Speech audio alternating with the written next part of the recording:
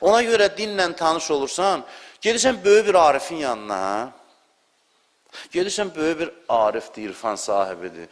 Deyirsən ki, bu sənə xüsusi bir yollar deyəcək də, mən də istəyirəm belə olun. Haqqımız var da istəməyə. Hə? Gedirik yanına, deyir ki, mənə nəsihət elə, gözləyir ki, desin, eşq belə gəldi, sevgi belə getdi. Deyir ki, namazları vaxtında qıl.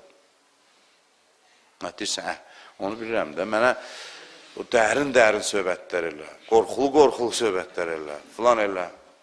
Onlar da əl çəkmir. Əllamə Qazi deyir, kim bir il namazını vaxtında qılsa, bir yerə yetişməsə, üzmə tüpürsün. Əllamə Qazi.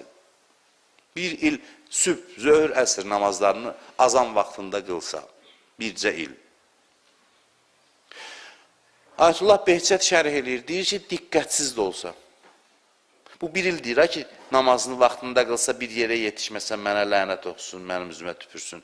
Ayətullah Behçət deyir ki, diqqət yox, diqqətsiz də olsa, bir il vaxtında qılmaq. Sual verirlər, necə? O suala mən cavab verim. Necə yəni diqqətsiz də olsa, namazda diqqət şərtdir. Bilirsiniz nə? Bu namazda diqqəti yayındıran nədir? Həvəslər.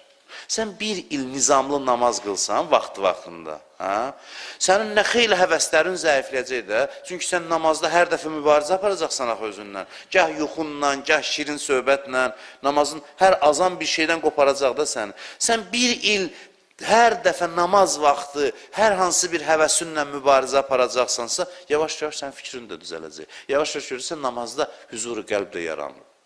Hüzur-u qəlb belə yaranır da, həvəsi vurmaqla.